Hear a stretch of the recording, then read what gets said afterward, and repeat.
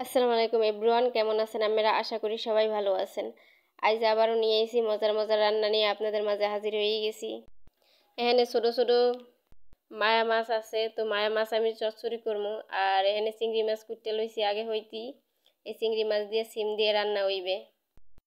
তো প্রথমেই আগে মাছগুলা ধুয়ে লম, ভালো করে সুন্দর করে ধুয়ে লইতে হইবে। আর সিম আমি আগে থেকেই কুটতে ধুয়ে লইছি, আর চিংড়ি মাছও কুটতে লইছি সুন্দর করে।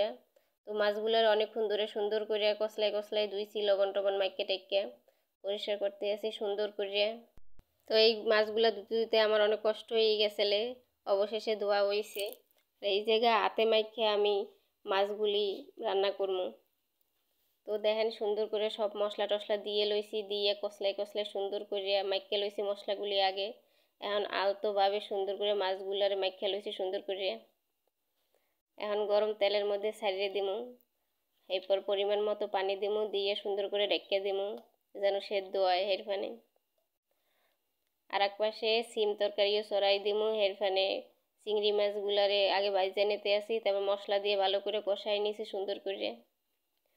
এরপর সিমগুলার দিয়ে আরেকটু ভালো করে সুন্দর করে কষাই নিতে হইবে সুন্দর করে।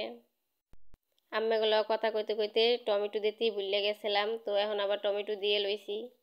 তো সিমের তরকারিটা আমার কাছে অনেক মজা লাগে চিংড়ি মাছ দিয়ে, তো এইটাও বয় দিছি। এদিকে আমার গুঁড়া মাছ চচ্চড়ি হয়ে গেছে আর কি, মায়া মাছ দেন মাশাআল্লাহ অনেক সুন্দর হয়েছে। আর সিমের তরকারি হয়ে গেছে গরম গরম, একেবারে ধোয়া উঠতে আছে। কালারটা অনেক সুন্দর হয়েছে আর ঘেরান হইতেছে অনেক সুন্দর, মনে হইতেছে অনেক মজা হইবে। গরম ভাত দিয়ে খাইতে অনেক ভালো লাগবে। এখানে রান্না শেষ না, এখানে কটা শোল মাছ লইছি আর সিমের বিচি।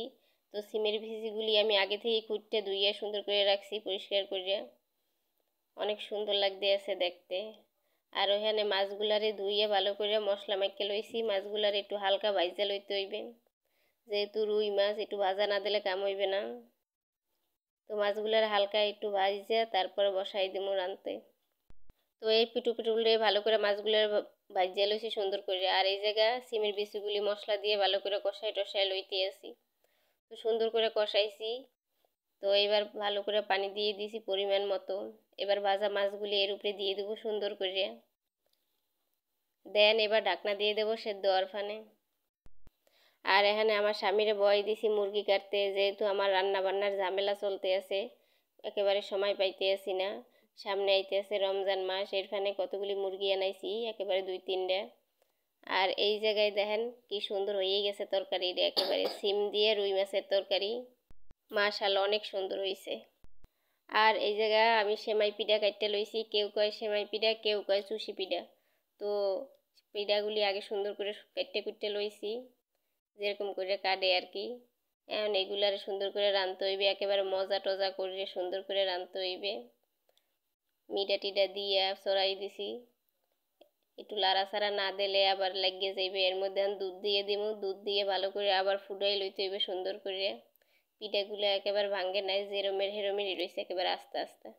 মাশাআল্লাহ এখানে পিঠা হয়ে গেছে, অনেক সুন্দর পিঠা হয়েছে, অনেক সুন্দর, আসলেই সুন্দর পিঠা মাশাআল্লাহ।